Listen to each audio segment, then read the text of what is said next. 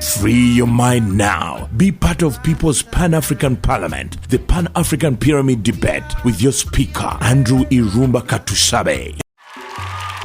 A very good evening, ladies and gentlemen. Welcome aboard in the edition of the Pan-African Pyramid Show that happens here every Friday from 5 to 8 p.m. at Fair Hotel. We are live at Fair Hotel in Kampala, Uganda, for those of you who are following us on our social media platforms. And a recorded version of the same runs on NBS television every Saturday from 4 to 5 p.m. My name is Andrew Irumba Katusabe, your speaker. Ladies and gentlemen, Pan-African Movement organizations have actually been present ever since Africans were conscious of themselves as agents of transformation. Actually, Sheikh Anta Diop sought to capture this self-awareness when he wrote on the cultural unity of Africa. As Tajuddin Abdurrahim, Tajuddin, the man I used to love so much here in Uganda when he was here, is actually one of the people who enrolled me to Pan-Africanism. Tajuddin Abdurrahim observed in the book that came out after the 7th Pan-African Congress. The book was titled, "While the years 1900 to 1919 can confidently be cited as important reference points for the Pan-African movement, the movement stretches back further into the distant history of our people. Indeed, the roots of Pan-African movement can be traced right back to the ravages of the first European slave ships to touch the African coast. Some 500 years back, in the midst of the great holocaust of the Atlantic slave trade, bonds of solidarity and unity were forged by the Africans who called themselves shipments. Ladies and gentlemen, Pan-Africanism came as a result of a people finding themselves endangered, and so they decided to say, we must unite, and therefore we can fight back and defend our rights. However, that kind of movement over the years has actually been, hijacked in a way that the mission and vision of our forefathers in Pan-Africanism is being diverted. And in the topic, we have said how African liberation movements have been hijacked. And in this study, we have emphatically said we are using Julius Malema from South Africa as a case study. We all know that LGBTQ movement is trying to create a state within a state. In other words, when they see this world, the world being created for human beings, fauna and flora, LGBTQ community wants to create another state of themselves, but within a state. And so they are using some of our very, much talked about comrades in the Pan-African movement, and that is Comrade Julius Malema. I wouldn't want to really talk about him severally in this debate, but we're using him as a case study for people to realize that our forefathers' struggle is being diverted for completely obvious and personal gains. Ladies and gentlemen, I thank you. So I will begin with the Pastor Martin Sempa on the platform. I am going to be very strict, Pastor Martin, on the timing. You have 30 minutes to open the debate. So when it is about 10 minutes to your time, you give a warning bell. And when you give the last bell, just know that you must be wrapping up your debate and leaving the podium. So we give an opportunity to the next panel. So without wasting a lot of time, Pastor Martin Sempa, let's begin with a presentation from you. How African liberation movement have been hijacked. Yes, our esteemed host, my brother, comrade, Mr. Irumba, of the Great Pan-African Pyramid, my fellow panelists, who I enjoy sitting with and sharing with, all of you Pan-Africans who have come to this debate, this presentation. I greet you all in the name of the Lord our Savior Jesus Christ. Amen. My name, as you heard, is Pastor Martin Sempa. I'm a pastor. I'm also a public health specialist, as well as a Pan-Africanist. I think in this case, yes, a Pan-Africanist. Yeah, that seeks. They are good people and they are hypocrites. And even as we are in the movement for the liberation of Pan-Africanism, we not only have those who are trying to call darkness light, good evil, but we also have hypocrites among us and actions of hypocrisy who are mixing with the good people. And so as we look back along the way and where we are going, we must know, one, even in our liberation movement, there are people who are not there for the movement, but number two, there are those who have been taken by pretenders and hypocrites. I was invited about 2 weeks ago to officiate and oversee the passing of the Anti-Homosexuality Bill 2023.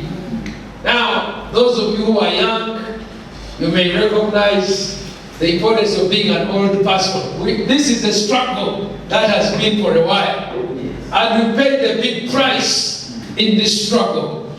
For me to see that was like a dream come true. Because I have personally suffered much in the struggle for the African family. I have given up many things in that struggle. Why? Because starting in 2003, I became aware that we had been infiltrated. 2002, 2003. That was the time the first anti-homosexuality discussion took place in the Parliament of Uganda. 2002. That's how many years ago? That's about 22 years ago. That was a time that the human rights, I think, what's his name? Sewanya, something like that. Livingstone Sewanya came and said that donors had given $5 million to promote homosexuality in Uganda. And this caused such a big outcry that the members of the parliament at the time had a full debate on this issue, but they really didn't go very far. As a scholar, I have that written in my book.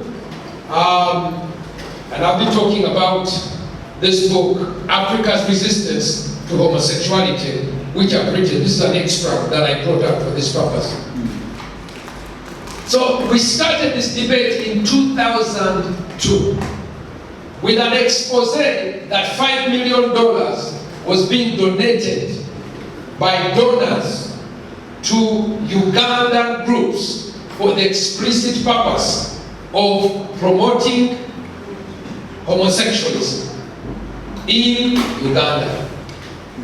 Now, for many who don't understand the pattern, it is necessary to know where a matter starts and where it's going, so you may know why people respond the way it does. After that, there was Professor Sylvia Tamale. She came up and discussed and promoted homosexuality in Uganda. Professor Tamale is an American-trained Fulbright scholar. She received an American degree, scholarship at the State University of Minnesota, and then after that she went to Harvard University. She eventually came back and became a professor of law at Makerere University, but with the agenda of teaching what she had learned at the University of Minnesota, where she took a degree in sexology and gender. Sexology? Sexology. That's also a course. A course. So, for the last, since 2002, Sylvia Tamale has been teaching at the School of Law, and she's had a damaging effect on the legal system in Uganda. That is magistrates. If you could go forward to the next one, I will show the book, the chapter. There you go. Go down. Just go back up there. That's good. She's had a damaging effect on the students who are studying at Makerere. In fact, when you take to many students who have gone to the School of Law and you talk to them about this homosexuality, you find people who are very divided. They say it can be wrong, but it cannot be illegal. She told me, particularly that. She told, yeah, and she creates a schizophrenic mindset that you can have something that is wrong, that is evil, but it should not be a crime. This is the beginning of the deception. But you can see that she has been teaching. It is wrong, but not criminal. Not criminal. And she's a lawyer. And she's a lawyer, but she's a radical feminist. You need to understand. She's a radical feminist. A radical feminist does not believe, one of their cardinal tenets is they don't believe that there is a difference between a man and a woman, except for a minor issue of reproduction. But that's not true. A man and a woman are very different. We have different chromosomes, XX and XY. We have brain differences. The brain of a man is very different from the brain of a woman in terms of the connection between the left brain and the right brain, neurologically, the bone structure. A man cannot be a woman. We are complementary.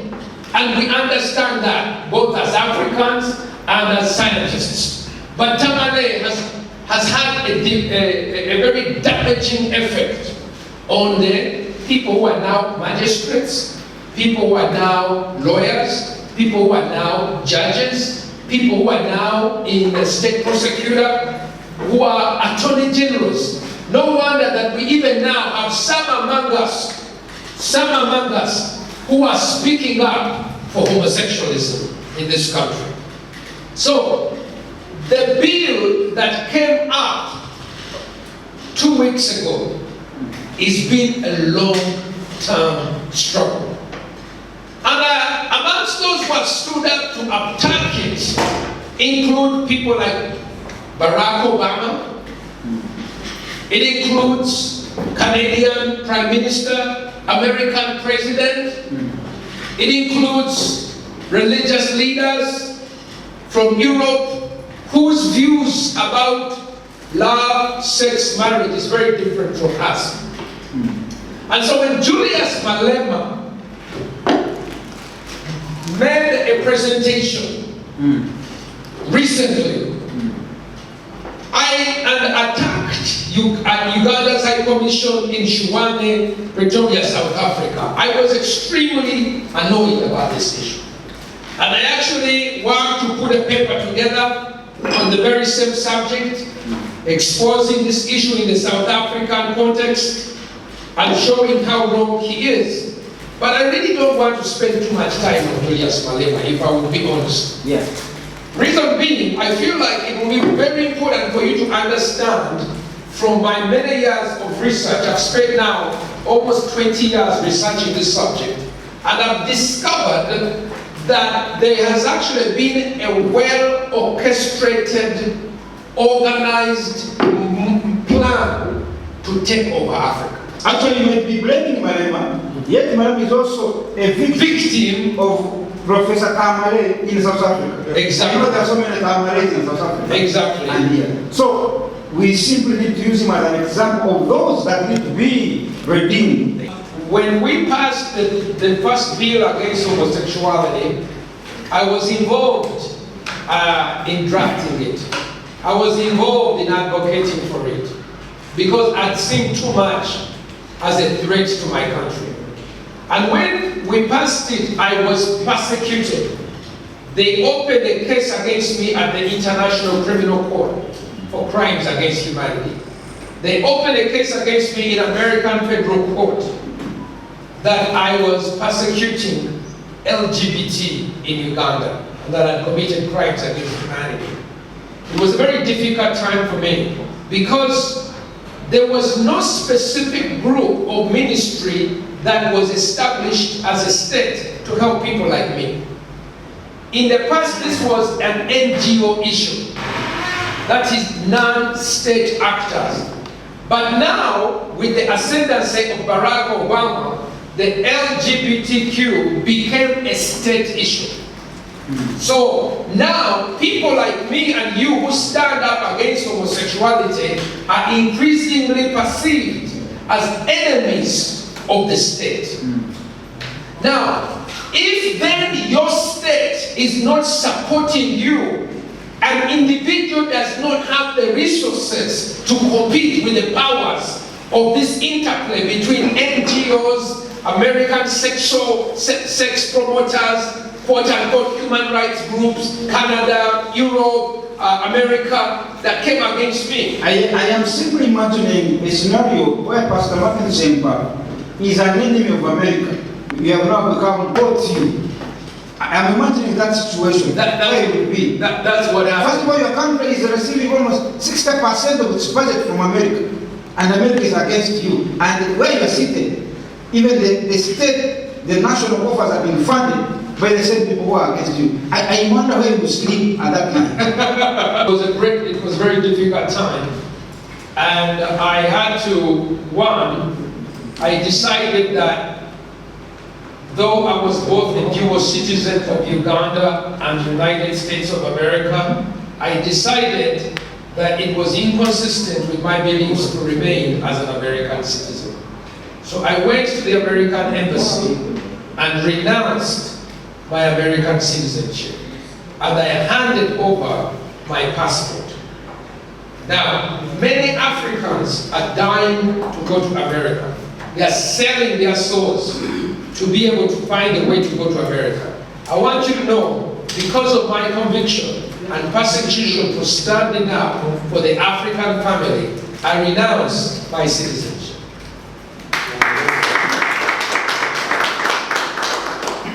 Are you sure you want to report tomorrow?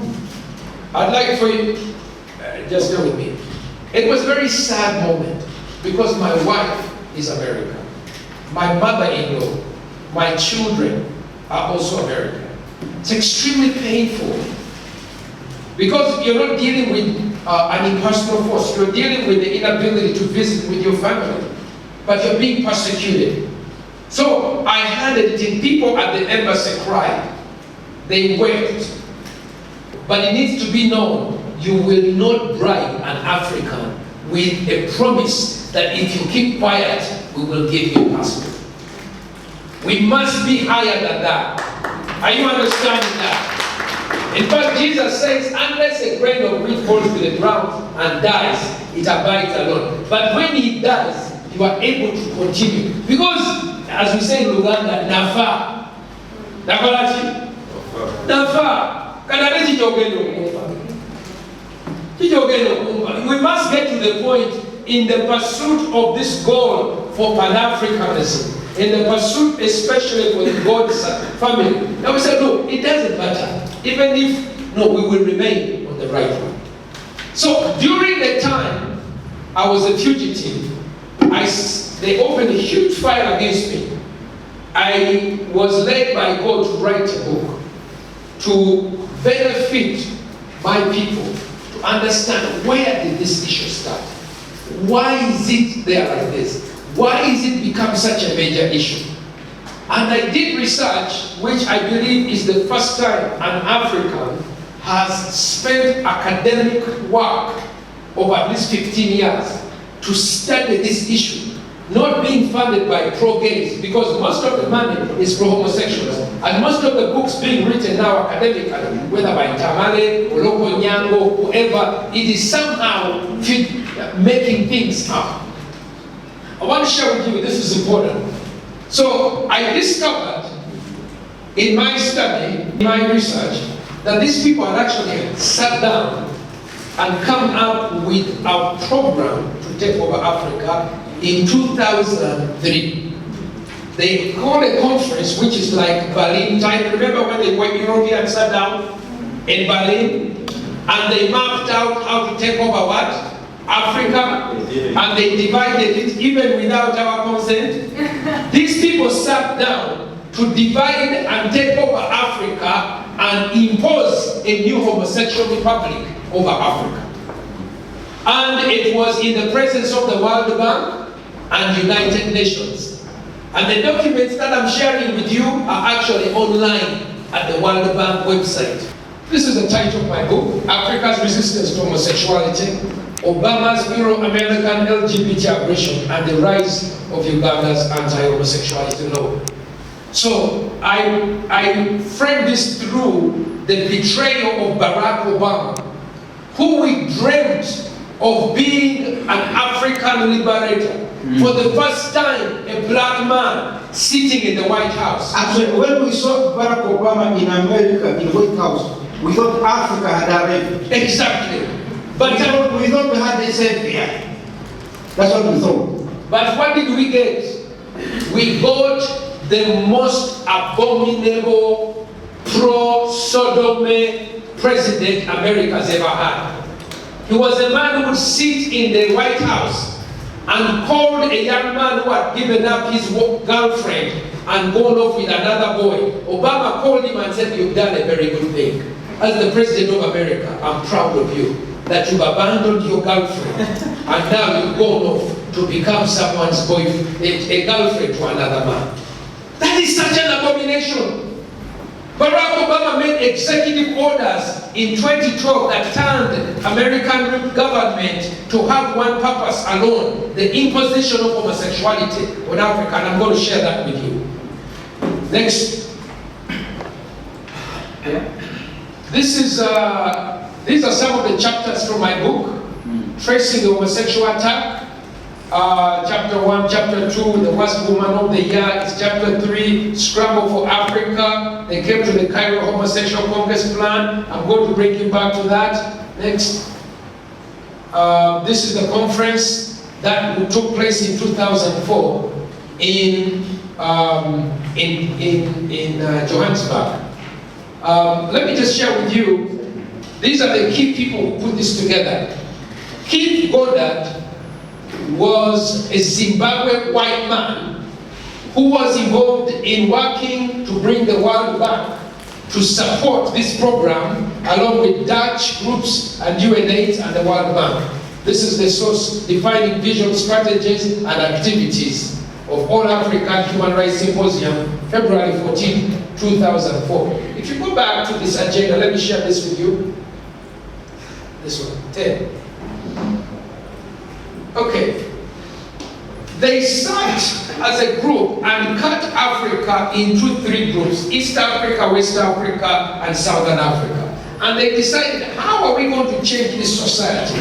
They said, in society, we want to eliminate fear factor in ourselves and enable integration with society. That is, put sodomy, stop people being afraid of doing a bad thing, make them bold so they integrate. 2, educated society, raised awareness, targeting of leaders and policy makers. That's why you see they target leaders and policy makers. Education and influence over the media. I discovered that the policies of the Nation Media Group, other groups, are being taken over to become pro-LGBT actively. Like the New Vision Media Group does not run stories about homosexuality except if it's in parliament and in court. That means if the president is talking about it, that means if a child is raped in Ginger, that means if you have a parade against homosexuality in Makerere, it will not be seen anywhere. That is a denial of access to information. And that is a policy that they do to suppress the Africans from knowing what's going on. Because if you talk about a man raping a girl, why don't you talk about when a man rapes a boy? Do you understand what I'm saying? These are all policy directives that are being driven to deny now be part of People's Pan-African Parliament. A chance to be able to share and hear from each other. If you could go back to that, under law and the LGBTI mobilized to come out. That's why you see more and more are coming up on TikTok, on this, on that. Law and human rights. Advocacy changes to change human rights now to include homosexuality, religion and culture, a greater awareness of LGBT issues, tolerance and acceptance of LGBT, a change in the theological institution to accept LGBT, that they are children of God, created in the image of God, religious institution involved in bringing about change, LGBT worship groups. Now, what I don't think I put there is what's on the next page, is I don't think, no, I think I skipped that. But on the next page is they, for West Africa, for Southern Africa, the under religion and culture is a return to the African tradition in the sense that colonialism imported homophobia into the African continent. What they are saying is they are setting an agenda to claim that Africa used to have sodomy marriages, that our culture used to be embracing of homosexuality before the Europeans came, and that it is the Europeans who taught us to detest homosexuality. And therefore, if you are going to be really African, you must actually be a promoter of homosexuality. In other words, it's part of us. Exactly. Which is why each of these things, they have invested money to write new books. And if you look at some of the new books that they have published, they are coming and claiming that being gay was an African identity. Yes. There are new books that are being published. Yes, correct. But this is all according to the work plan that they have come up with. Now, what happened with this plan? If you would come down. Yeah, this 2004 conference was followed by a detailed 5-stage regional implementation conference for East Africa, which was held in Nairobi between 2005 and 2007. It was driven by European group called HIVOS, Ford Foundation, and Agate Action Fund, whose headquarters in Nairobi meant the city became the base of war in East Africa. The organizer is a Zimbabwean white man called Keith Goddard. He passed away. He did not miss words when he says big money is a major difference between this effort and other. The major question, why should this work this time around? The reasons are clear. The initiatives are being driven by Africans who are being recruited with promises of strong financial backing from the World Bank and HIVOS. This is a Dutch state-funded group, and encouragement from UNAIDS. Next slide. Now, what happens to this money when it comes to Uganda? George Owundo is one of the young men who was part of the group that was trained in Nairobi. This is what he says when he left homosexuality. He says, under Queer Youth Uganda, we scheduled school outreach project where all members had to go back to their former high schools and spread the knowledge of homosexual rights, homosexual dating, and teaching and distributing condoms, as well as anal sex lubricants. We were also to encourage my young boys to join us. I knew that our project would not be welcome in these schools, so we used underground means. What does underground mean? What do they mean? They mean that things that the headmaster does not know. You pretend that there's a certain seminar you are going to, or it's a geography seminar, or it's a reproductive health seminar. It's a sports activity. But what is it? Homosexuality.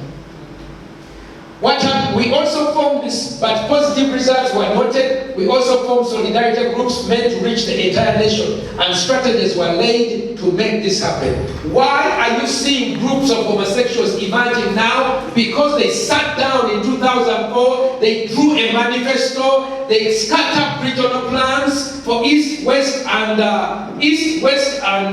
Southern, Eastern and Western Africa. They put up regional centers, they began to train them. And they also came up with... What does in South Africa, I think? South Africa, yes. And they came up with a plan. They said, do not call it LGBT. Give it another name. Human rights defenders, and HIV.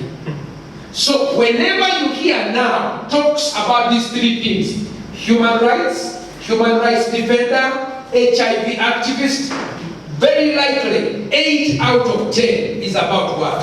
Homosexuality. Meaning, now, are you serious? Yes, it is a. I have it written over here. It was Free your mind now. Free your mind now. You shall know the truth. Next slide. Where was the next one? Okay. Now, this is another former lesbian who also came to me, and I helped her. This is her interview in 2009. She's from Masaka Secondary School. How she joined being a lesbian. I was in Singapore when members for sexual minorities in Uganda wrote to our school's Interact Club. That is Sempa speaking, not you. Yeah, Sempa. Yeah, Sempa. Okay. They were inviting us for a 3-day conference on sexual and reproductive health. We did not know who they were, but they promised, underline, free lunch and transport refund. Now, so we couldn't miss. What is the transport refund? 500,000. I want you to know that is very significant for a senior, 2 senior, 3 young person. Even if you have 500,000 lunch in a context of hunger, people are being bribed, bought. In my research, that these people are actually sat down and come up with a program to take over Africa in 2003. They called a conference which is like Berlin type. Remember when they went Europeans sat down in Berlin and they mapped out how to take over what? Africa, and they divided it even without our consent. These people sat down to divide and take over Africa and impose a new homosexual republic over Africa. And it was in the presence of the World Bank and United Nations. And the documents that I'm sharing with you are actually online at the World Bank website. So, what I'm sharing with you, these are secrets that people don't know. Any political group, if you just go to the first page of the book, sir, come down.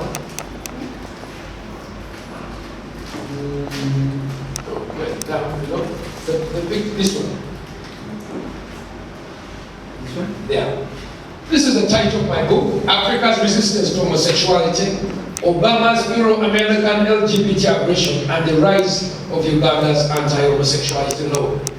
So I frame this through the betrayal of Barack Obama, who we dreamt of being an African liberator. For the first time, a black man sitting in the White House. Actually, when we saw Barack Obama in America, in the White House, we thought Africa had arrived. Exactly. But we thought we had a savior. That's what we thought. But what did we get? We got the most abominable pro-sodomy president America's ever had. He was a man who would sit in the White House and called a young man who had given up his girlfriend and gone off with another boy. Obama called him and said, "You've done a very good thing.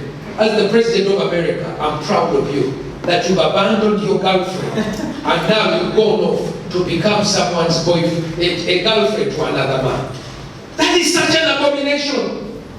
Barack Obama made executive orders in 2012 that turned American government to have one purpose alone, the imposition of homosexuality on Africa, and I'm going to share that with you. Next. These are some of the chapters from my book, Tracing the Homosexual Attack. Chapter 1, Chapter 2, The Worst Woman of the Year. It's Chapter 3, Scramble for Africa. They came to the Cairo Homosexual Congress Plan. I'm going to bring you back to that. Next. This is the conference that took place in 2004 in Johannesburg. Let me just share with you, these are the key people who put this together. Keith Goddard was a Zimbabwe white man who was involved in working to bring the World Bank to support this program along with Dutch groups and UNAIDS and the World Bank. This is the source defining vision, strategies and activities of All African Human Rights Symposium, February 14, 2004. If you go back to this agenda, let me share this with you. This one, 10. Okay. They sat as a group and cut Africa into 3 groups: East Africa, West Africa, and Southern Africa. And they decided, how are we going to change this society? They said, in society, we want to eliminate fear factor in ourselves and enable integration with society. That is, put sodomy, stop people being afraid of doing a bad thing, make them bold so they integrate. 2, educated society, raised awareness, targeting of leaders and policy makers. That's why you see they target leaders and policymakers. Education and influence over the media. I discovered that the policies of the Nation Media Group, other groups, are being taken over to become pro-LGBT actively. Like the New Vision Media Group does not run stories about homosexuality except if it's in parliament and in court. That means if the president is talking about it, that means if a child is raped in Ginger, that means if you have a parade against homosexuality in Makerere, it will not be seen anywhere. That is a denial of access to information. And that is a policy that they do to suppress the Africans from knowing what's going on. Because if you talk about a man raping a girl, why don't you talk about when a man rapes a boy? Do you understand what I'm saying? These are all policy directives that are being driven to deny Now, be part of People's Pan-African Parliament. a chance to be able to share and hear from each other. If you could go back to that, under law, and the LGBTI mobilized to come out. That's why you see more and more are coming up on TikTok, on this, on that. Law and human rights. Advocacy changes to change human rights now to include homosexuality, religion and culture, a greater awareness of LGBT issues, tolerance and acceptance of LGBT, a change in the theological institution to accept LGBT, that they are children of God, create the image of God, religious institution involved in bringing about change, LGBT worship groups. Now, what I don't think I put there is what's on the next page.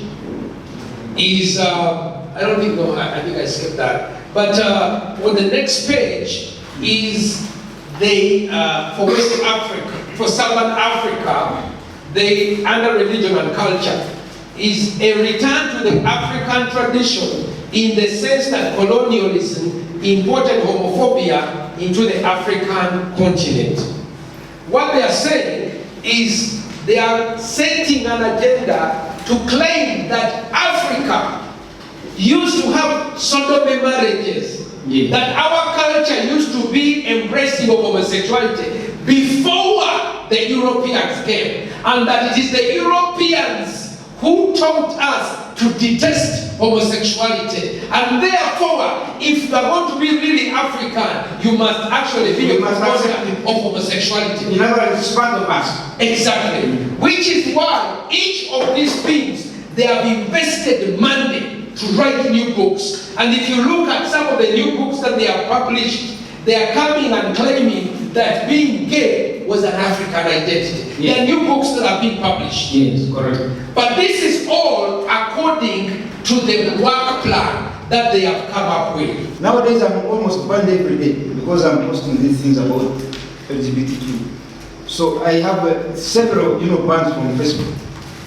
So they pretend to be human rights advocates, but actually you realize that they simply want to throttle you, they want to push what they want on you by force. Yesterday, I had a document, someone sent me a document. They are cutting aid that was supposed to help AIDS patients. They are very clear. We are cutting this because of this. They are not aiding. Because of the bill, they are cutting aid. Aid is for the AIDS patients. This is different. Why do you think what you support, I should also support? What you don't support, I should not support. Whether you looked at the topic which was given to me about a day ago, to do with the liberation movements and how they have been invaded by the LGBTQ+. We need now a second revolution.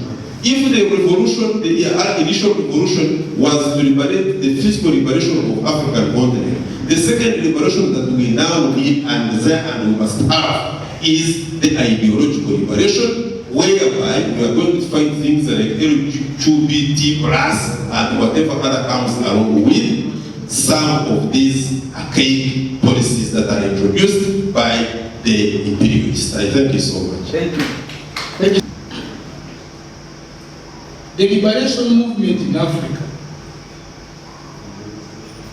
being hijacked by homosexuals. Actually, what we are seeing right now, Mr. Speaker, is called homosexual movement in Africa. This is a serious project, and I want to tell you, for the first time in the history of human race, this is going to be a weapon of mass destruction. You remember last time when we were going to Iraq, people were asking whether Iraq has weapons of mass destruction or not.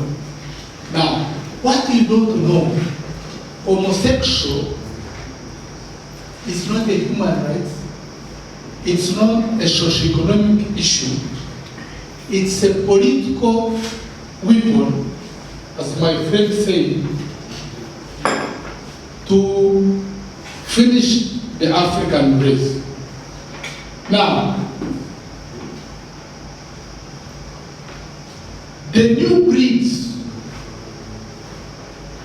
the young Africans whom many of you believe in, why are they not fitting the shoes of the founding fathers, who were the vandals, who fought serious wars against these criminals? Number one, the reason why you hear people like Julius Malema, there are people here you don't want even to mention. Last time when I mentioned them, they said, this man is an NRM man because I'm a Mnyakole. But we have here a strong man here who is not hiding, has a serious and a strong political party. You know him? We don't know. You don't know? But What's wrong with him?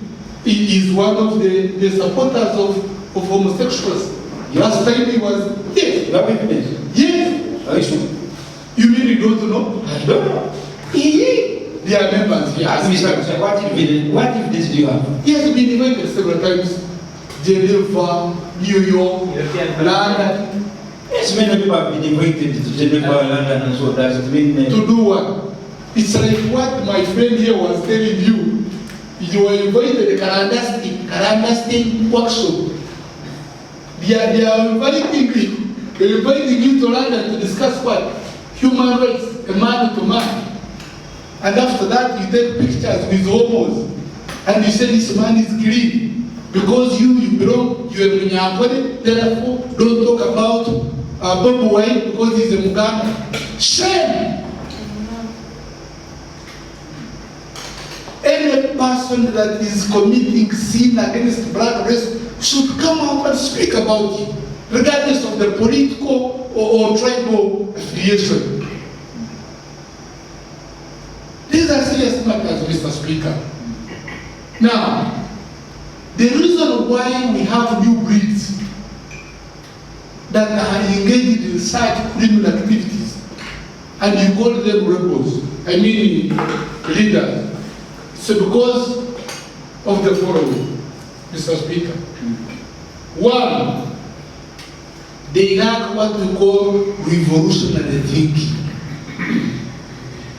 Because you see, if you look at the people like Kwame Nkrumah, those great leaders who started the revolution against these imperialists, these people had a cause. They were selfless. They were selfish, they sacrificed. This pastor was telling you how he has sacrificed his life. But these are the guys now who are being used. A person who is thinking well cannot be used. Lack of revolutionary thinking. Mr. Speaker, sir, the continent is facing what we call an intellectual deficiency. Intellectual deficiency. That's what Africa suffers from? Yes. People are half-time thinkers.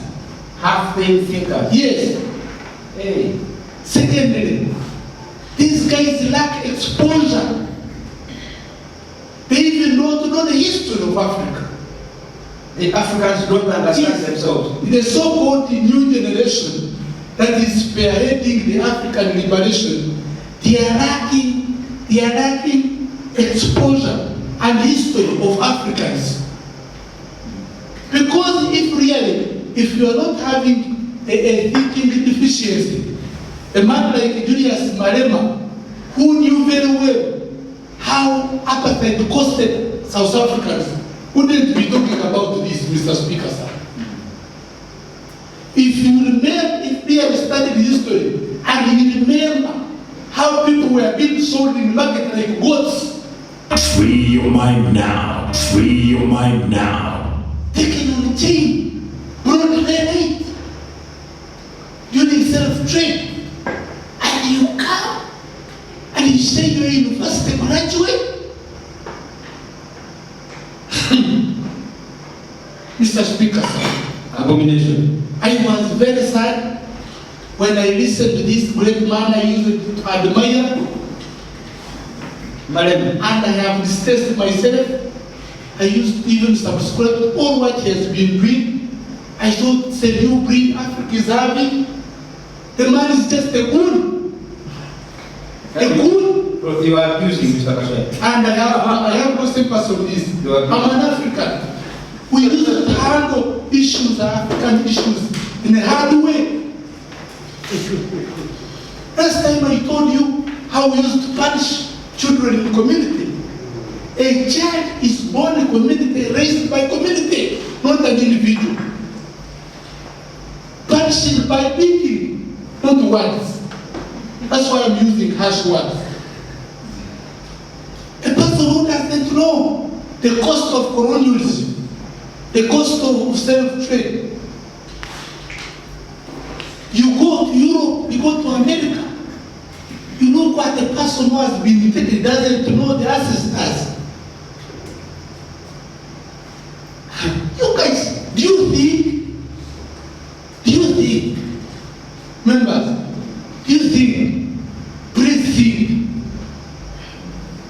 thinking is very important.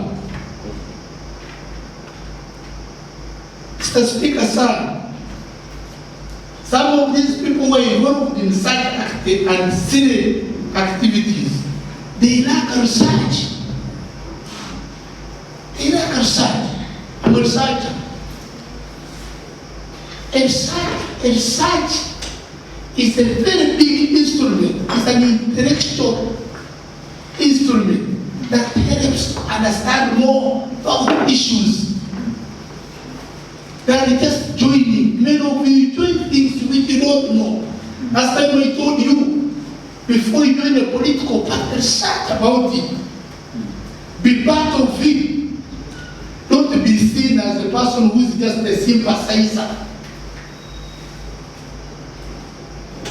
As a winner. I'm about to win up. Mr. Speaker, sir, as many people are busy supporting homosexual, which to me, homosexual is regarded as terrorism. Yes. Yes. Africa is facing coup d'etats. And heads of states in Africa where they are busy getting money for homosexuality instead of solving, and people who are actually sponsoring and funding for these coup d'etats. 6 of them in 2 years in Africa. Right now, millions of people are dying in Khartoum. The African Union is quiet. The neighboring countries are quiet. Next time we should be even talking about this, Mr. Speaker. It's coming next Friday. Because people are losing lives. People have been diverted from what they're supposed to do. The Bible is clear. I come from that background. They say people were diverted from what they are supposed to do, and they are doing what they are not supposed to do. The topic today is about African liberation movement, how they've been hijacked by the LGBT. And yes, we've had very many liberation movements that we have seen from time immemorial, like the Frelimo, Chama cha Mapinduzi, ZANU, SWAPO, NLA, all these movements. And we saw that these movements, as they were in Africa, we were fighting against racism, segregation, colonialism, like we wanted independence for Africa, and then and all to establish democracy. But then later, as we went on, we saw that factions started coming in, liberation movements. Then, today, we see that our leaders have undermined the ideologies of our founding fathers of the liberation movements. We see that leaders have moral corruption, and then they are thinking about themselves and not thinking about uplifting the interests of the people of Africa. So that's why you see that when every agenda that comes in and is to be launched in Africa is just very easily launched, it's just a walkover for these people because our leaders have betrayed us.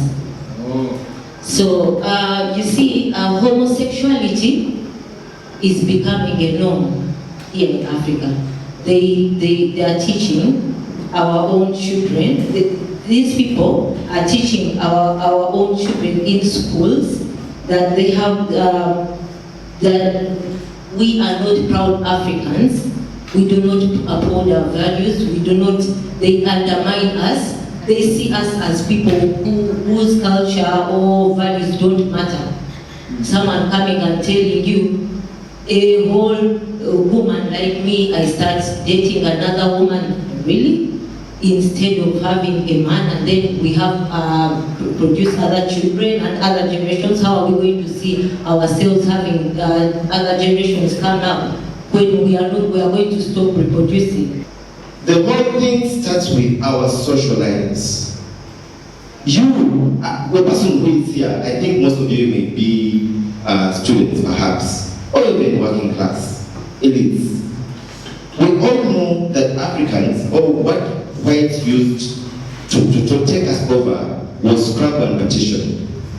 They divided us. Struggle for us. Yes, they divided us. But I want to let you know that even now, we're still divided. Look at the elites and people who have not gone to school. As we're fighting LGBT, ask yourself, you who is here, you who is seeing me, have you ever taken time to talk to your neighbor, to talk to a person that you will know that didn't go to school? There is no way we can fight LGBT by just speaking. Whoever that is here, just know that you are warriors. You are Africans and you are warriors. African warriors. Yes. And it's time now to show the world that we are not dumb. It is time now to show the world that socially, economically, we can stand firm as Africans. Today we can all look at our leaders. Yes, there are some that are actually shine out, they're in government, they're in good positions. Let's reflect, why are they shining out? Most of them are shining out because, one, they are corrupt, and they have billions and millions of money in these states. In states that are supporting LGBT. The ministers, leaders and Africans, the reason why they shy out to come out openly, to project the future of you and me, is because of they're saving their future. In other words, they have the billions and millions of money on their accounts. Thank you very much, Right Honorable Speaker. Ladies and gentlemen, a very good evening. My name is Mwanga Michael from Chamberlain University. Maybe Right Honorable Speaker, sir, I want to congratulate fellow Pan-Africanist, the Honorable Mukasa Minde, for making it official with his long-time best friend. This country is at crossroads, and people we look up to must lead by example. Marriage is a setting that strictly must be between man and woman, not man and man or woman and woman. I hope we can all learn from that example. Congratulations to Honorable Kasambide. First, I think politics is a way of life, because politics shapes the economy, it shapes the geopolitical interface, and it also shapes our day-to-day lives. When you look at people like Malema taking a certain stand, and I want to tell you, it is only that we are not doing name shaming or pinpointing, but there are a lot of Malemas even here. There are a lot of them that have chosen to act that way. Pastor Sempa said that. Now, the biggest problem that we have, not only as Uganda but Africa at large, we either do not have planners, or the planners we have are planning in the backward direction. A lot of African leaders, And Pastor Martin Sempa talked about it before he came about hypocrisy. yes, to strengthen more about that point. Hypocrisy in African leaders, that they would be leaders of Africa. Some people, they pretend to be people who want to take power in Africa. But in instance, because they have the hypocrisy thing in themselves, they will come to us, sugarcoat their thinking and talking. They will tell us all the sweet things that we want to hear. But inside of them, when they are rooted and sending these vibes, they've spoken about a certain leader from the opposition, and not one, because we've been looking into Twitter, the leaders whom we think are African leaders and people look up to them. For example, the Honorable Winnie Byanyima, for example, the Kakwenza, for example, the Stella Nyanzi, and other people whom we think they are wise people. Our young girls from Western Uganda, they look up to these people, going onto social media and speaking nonsense. Such hypocrisy. This is Friday. On Monday, I was with the Speaker of Parliament, the Right Honorable Anita Mo. She's extremely eager to see this bill signed. And she has said, anybody who wants to go to court, let them go. But the bill what? Is signed. The President of Uganda actually called for a meeting to strengthen, but also in his wisdom, he wanted to avoid possibilities of some people. I have heard Mr. Mwanga feared to speak the name, or maybe he forgot it. Some people who went to court last time. He's trying to avoid that. Because when they go to court, the first thing to ask court to do is to put the law in abeyance, that it should be dormant, isn't it? It should not be effective until the ruling. That's the first thing they will ask for. So, I have no doubt in my mind that the law will be passed in Uganda. I want to also put this on record. Although the homosexuality community, they want to create a nation within a nation, wants you to believe that Uganda has actually acted ultra-vires by passing this homosexuality bill, and they're going to pass it into, send it into law. It is not true that actually Uganda is the first country to do that. No. In fact, we have 54 countries in Africa. Only 5, Pastor Martin Sempa, out of 54 countries, only 5 have laws that are a bit tolerant with the LGBT community. And this is South Africa, of course, that is the center. Now, LGBTQ, they want to create a nation, their nation within nation. Their headquarters for Africa has been identified as South Africa. I hope you get that. And so I don't want you to worry so much about Malema. So, that is South Africa, Angola, Botswana, Mozambique, Lesotho, and the Republic of Seychelles. They have laws that decriminalize homosexuality, fighting against homosexuality. Out of 195 countries in the world, 195, 72 in the world still criminalize homosexuality. We are 195, but 72 countries criminalize homosexuality. In fact, in Iran, Sudan, Saudi Arabia, and Yemen, homosexuality is still punishable by death under Sharia law. By death. Here we are saying we take it to Russia. We even give you our portion bills. Even when you are sick, we bring it to Belango on our money. In other countries, they have proof that you are practicing it, it is death. Anyway, thank you so much, ladies and gentlemen, for being part of this debate. And we hope to meet you again next Friday, same time, same place. Watch this show tomorrow at 5 p.m. on NBS Television. I'll be back here next Friday. My name is Andrew Irumba Katsaki.